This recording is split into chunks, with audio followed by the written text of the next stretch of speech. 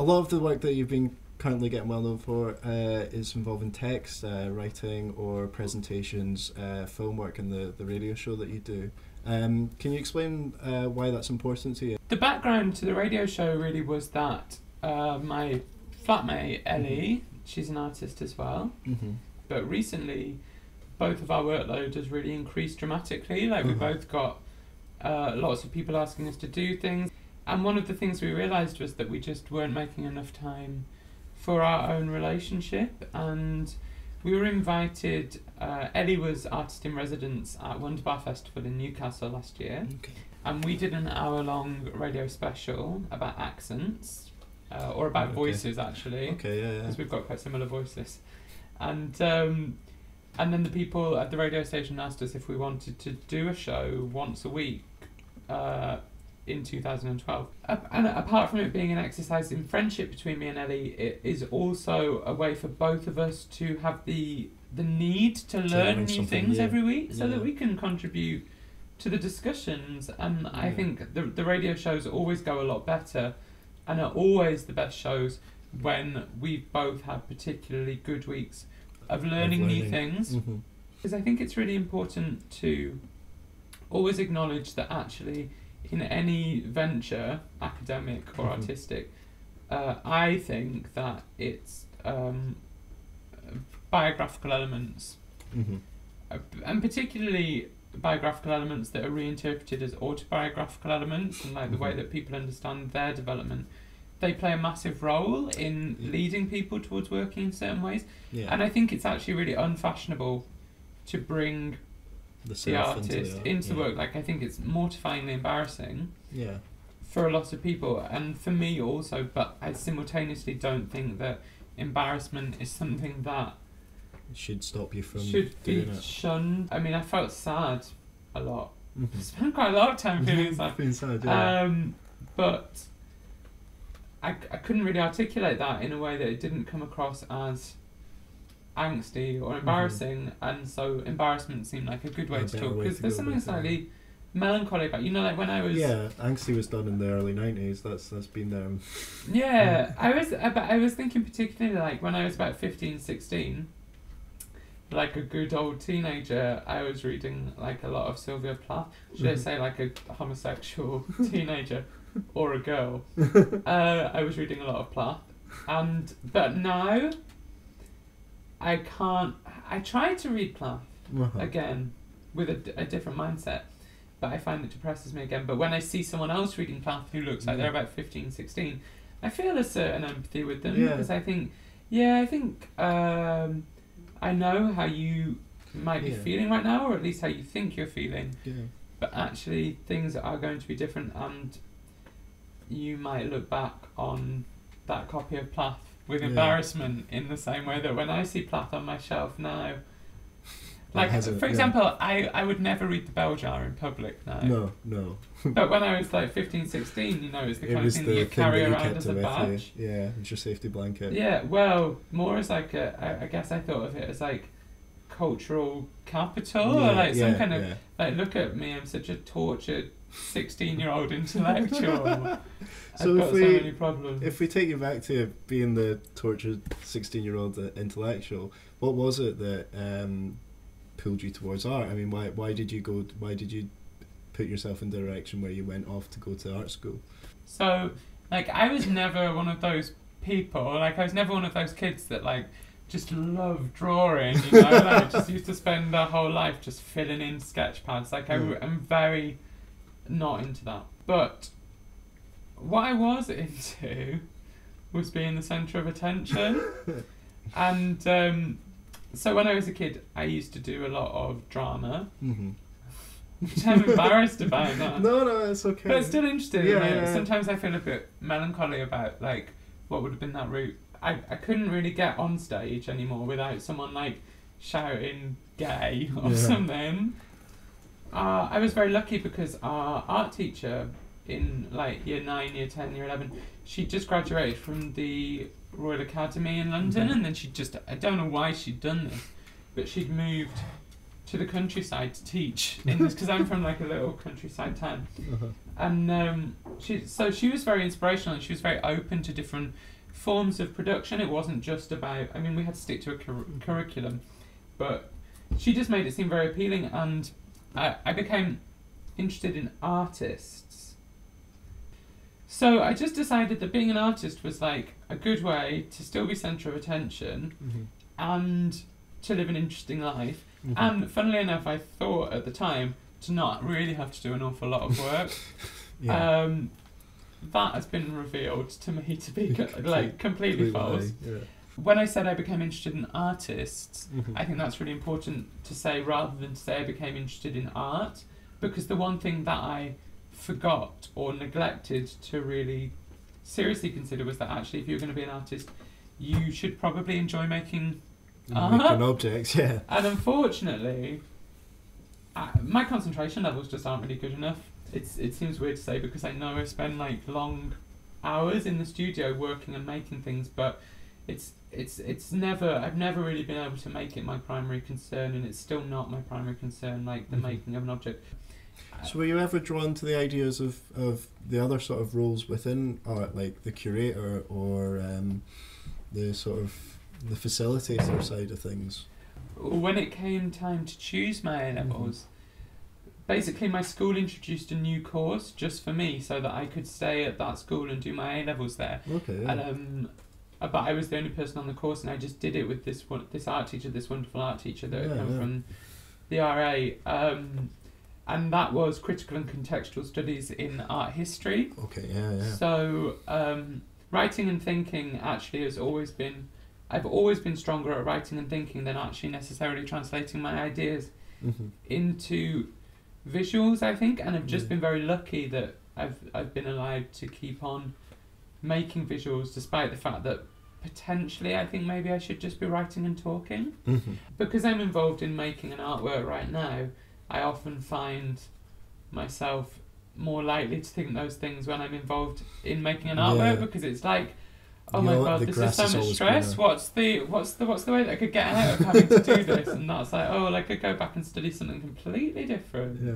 Now that you're sort of you've been in a space where you've thrown yourself in with making art, what has your experiences been of that? I remember when I graduated from my undergraduate, and you know, there's that, like when everyone graduates, they're like throwing their hats in the air and having a time. I just remember like not feeling excited at all. I just remember thinking, you guys are idiots. You're celebrating the fact that it's the end of like a massive comfort zone, and now we've got to learn how to be human beings in like a much more real way.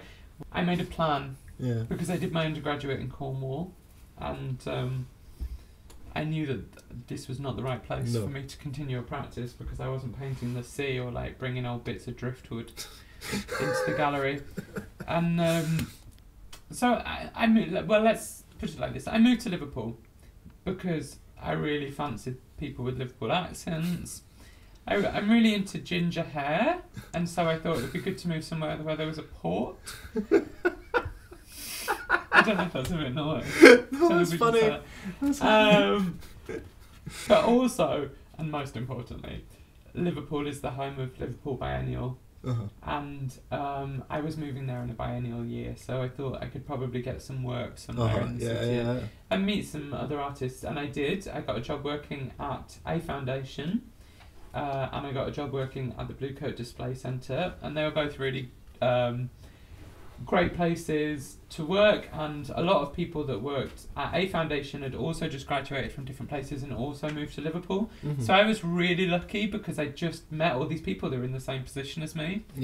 And through that there was a way of like a community temporarily forming, and it was in that situation that I met an amazing artist that I'm still friends with now, called Roxy Topia, and we moved in together actually after a short amount of time, and we started making some drawings together, and through that we managed to get our first solo show, but as a collaborative effort. And it was just like it was my favourite work that I've ever made, or that at that point is my favourite work that I'd ever made, and I couldn't believe that making work could be so good, because I think I needed that input from someone else.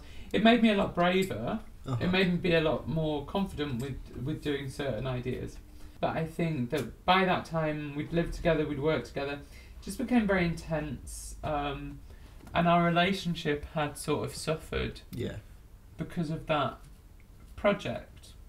And so this was the start of me noticing this dilemma that, firstly, often, because I'm quite lazy, I need other people's I need other people as a motivating factor for me to make something. Whether that's just I don't want to let someone down, or I'm making something specifically for a person, or I'm really enjoying spending time with this person, so I want to do something with them that I feel might bond us together more.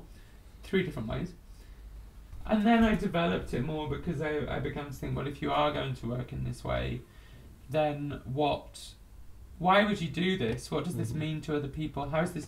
and this sort of became the way that I began to formulate a series of questions to always ask myself when I was starting a piece of work.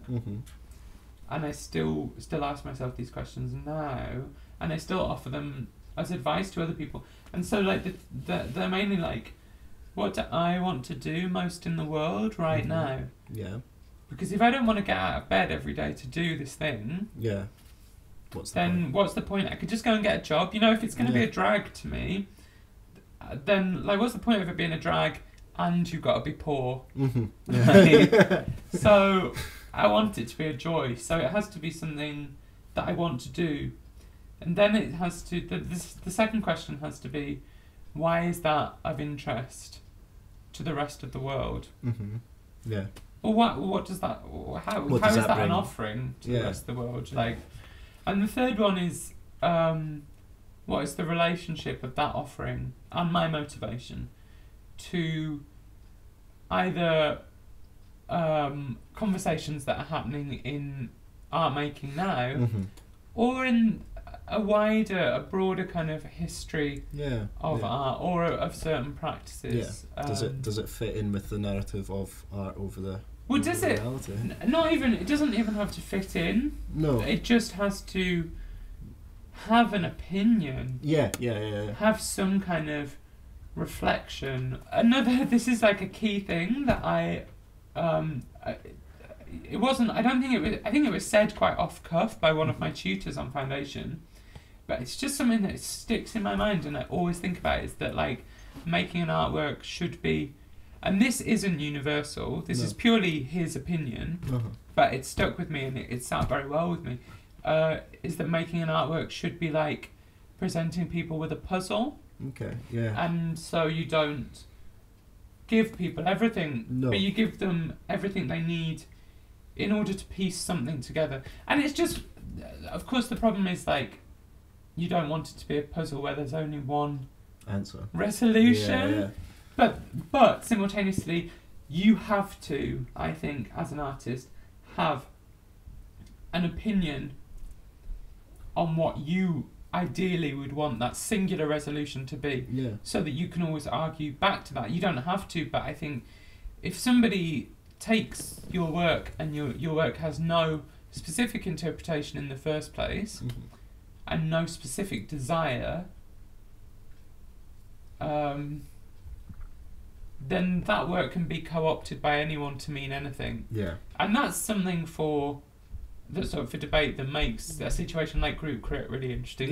Trying to understand like intention and received information and the discrepancy between the two, like trying to bring your desires and translate those into however it is that you're doing, I think is like the game of course, of art. What makes a great artist is being able to do that, because what you're doing, like you've controlled your medium, you've tamed it. It's a bit like, you know, like taming is a good word, because otherwise everything's completely wild. And until you've brought some level of discipline to that, then you're not, in my opinion, you're not really being an artist. No. Because you haven't controlled your medium. So I applied to come to Glasgow because I really wanted to be taught by Graham Ramsey. Okay, yeah. So I feel embarrassed every time I say that, and I don't know if that's ever got back to him. If it ever does, I'm embarrassed, but simultaneously, I'm not that embarrassed, just a vibe. And so I was at home living with my parents again for 8 months, and I made a terrible solo show, and then I just stopped making work for that period of time, and I was like, oh my god, well, I'm going to have to make work in September when I move to Glasgow. What on earth am I going to do? So what I did was, luckily, a lot of my old school friends were back in my hometown as well. We just did a lot of drugs, and drank a lot, and ate a lot, and hung out and wasted time. But just had a really fun time. Yeah. Like an amazing period of time. And one of my friends had a fancy dress party in June, so it was about the midpoint, and I knew, like, you are going to have to learn how to be an artist again if you're going to Glasgow. And so I made a fancy dress costume of a Facebook page, and I just loved it. I loved getting up and working on it every day. Yeah. And it was the first time I'd had that experience for a really long time where making something wasn't a pain. Satisfying, yeah.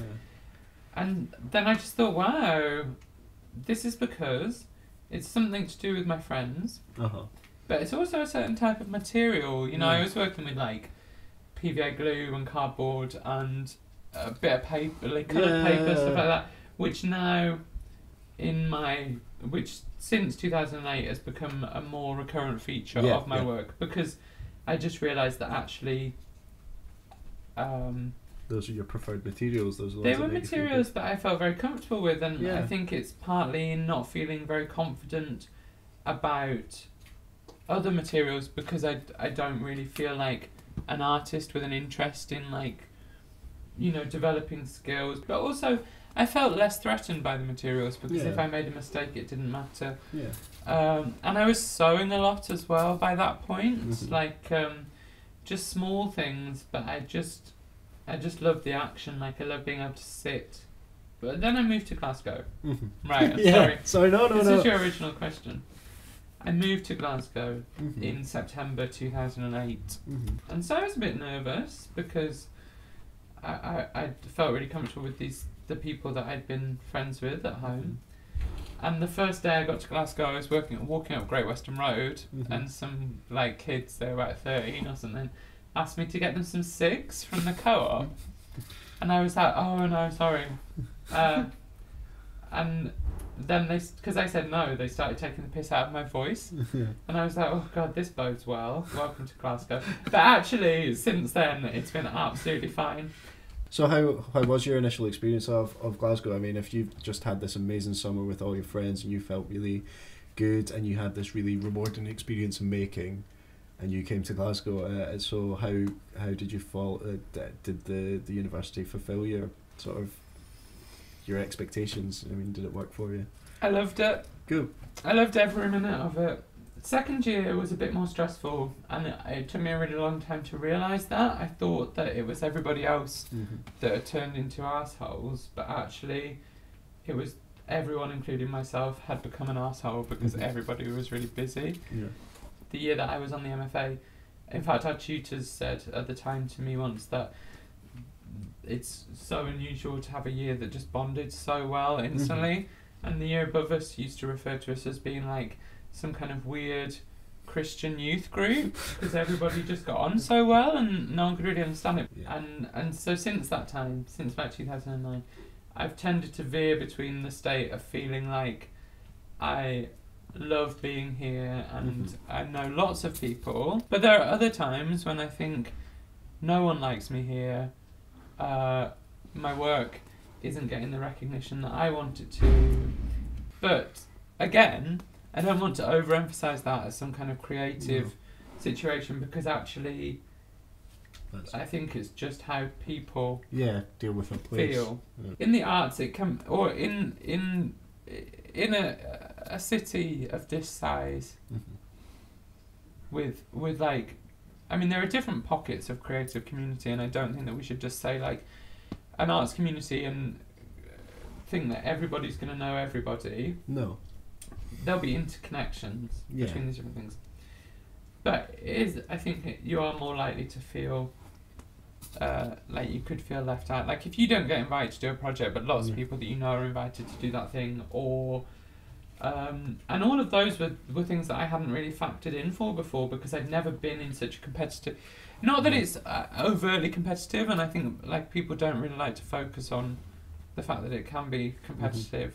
But to me, it seems weird to not talk about something that actually can cause a lot of problems for people. I think it can cause friends to fall out. Yeah. I think it can make individuals feel like very hard done by. And also, like, I mean, I guess, like, you're in a situation where your ego is just constantly up and down. Like, oh, I'm doing this thing at the minute, so I'm doing well. And then you go through periods where that doesn't happen. So between January 2011 to February, March 2012, basically I just worked all the time, and I was never out of work. And I was just consistently busy, and I never had time off. Yeah. Which to me seemed like heaven. Yeah, of course it would, yeah. Although actually the problem is, when I say I had no time off, I mean it pretty literally. Yeah. It was my fault for taking on too much work. Yeah. But also like feeling like but there's that sense no that you can never say no, yeah.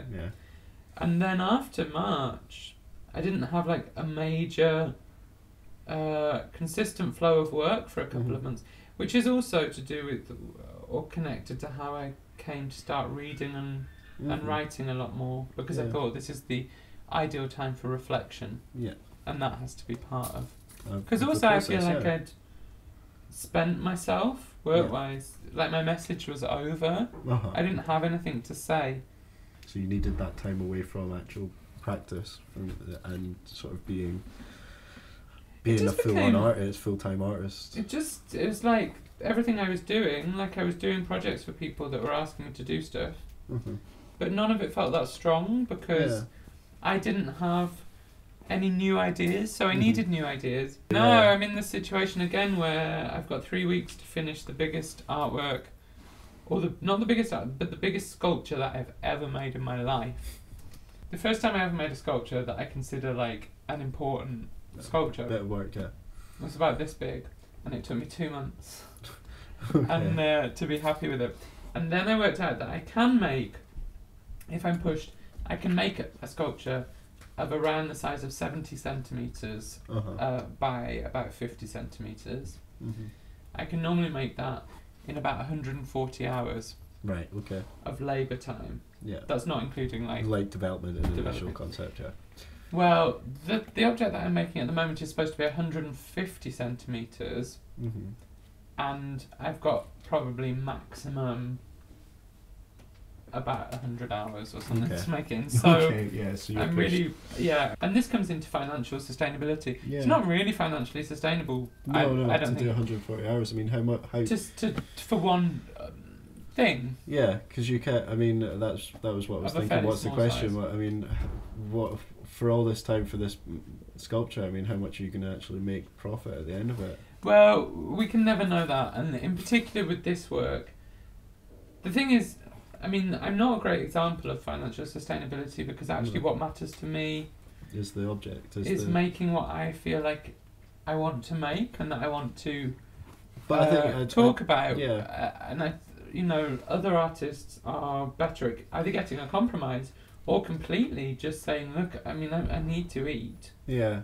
But I don't. But I think there's a lot more people in your boat who are wanting to make things, honest things, and worry about the money later. And those are the people that actually need advice and help anyway. Yeah. And I think that what they have to do is look at their skill set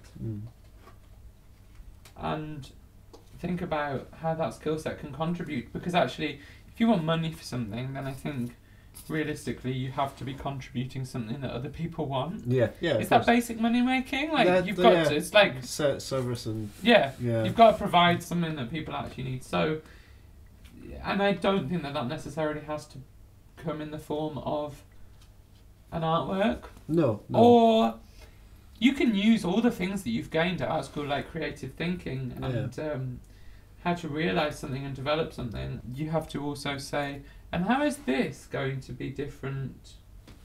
Because what we're doing when we're an artist, in a way, maybe only artists that are fools as well, of which I'm in that category, is that we are gambling with our lives. Yeah, definitely. So, so how have you supported yourself and your practice? What things have you found to actually be profitable?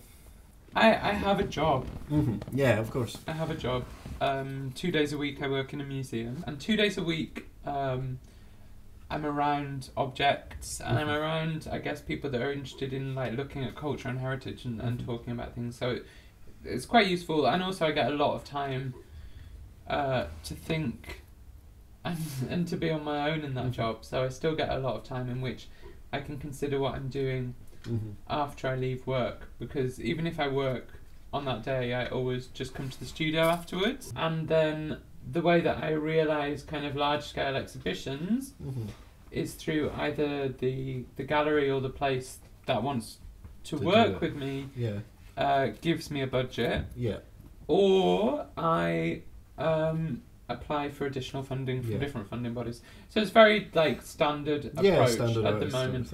You're making objects, so do you ever think about making like more small miniature objects that you can sell on the internet, sort of thing? Does that ever? It's been suggested that I could make backpacks or key rings. Okay. But as I said it before, doesn't feel like art. If it's I don't know what that would mean, but what stops me from doing it is actually I want to get up every day. As I said before, like I need the motivation every day. I need to be able to believe in what I'm doing. Yeah. And because my primary concern isn't running a backpack and keyring, but I'm not thinking, God, I'd love to run a backpack and keyring internet sales business. Yeah. If I loved to do that, then I would get up every morning and do that. But because that's not really of interest to me, you're not going to. It's not. So you're working on it. You've been busy stitching all the way through our little interview. So you're busy working on an object at the moment.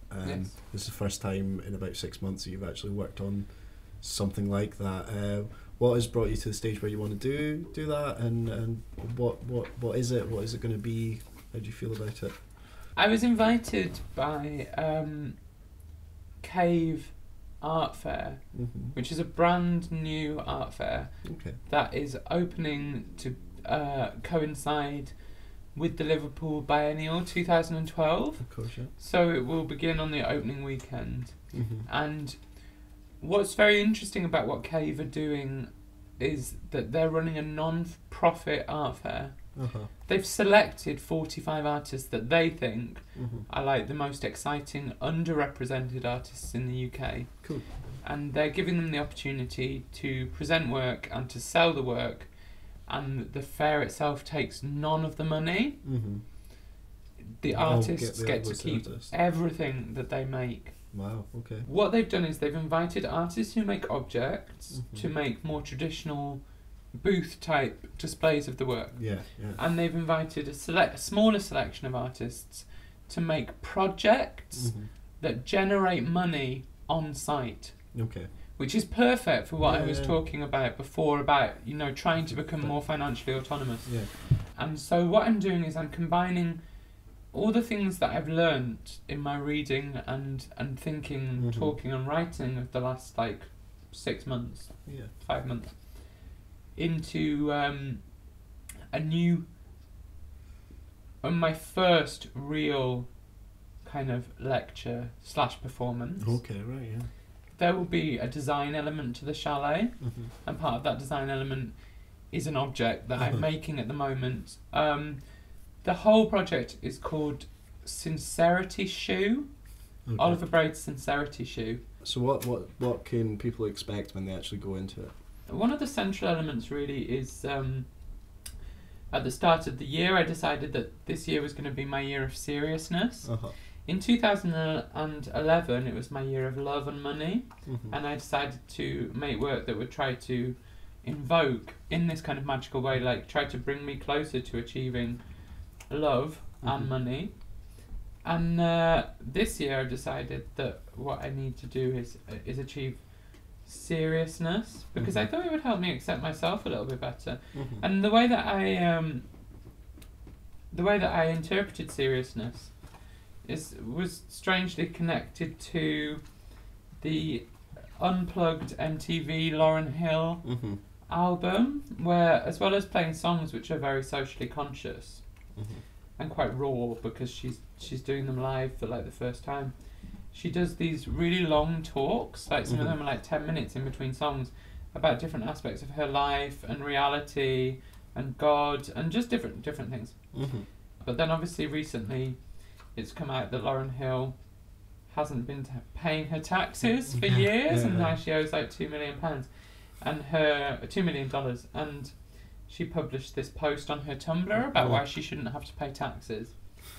And I don't know, so I'm having some issues with her now and the idea of sincerity, or particularly moral sincerity. I don't know if moral sincerity is even a real thing, but like I suppose I think that her not paying her taxes is, I think it might be slightly immoral. And so now I don't know how I feel about this woman. So what can I say that we'll see? We're going to see cannabis printed jogging bottoms. We're going to see maybe yucca plants.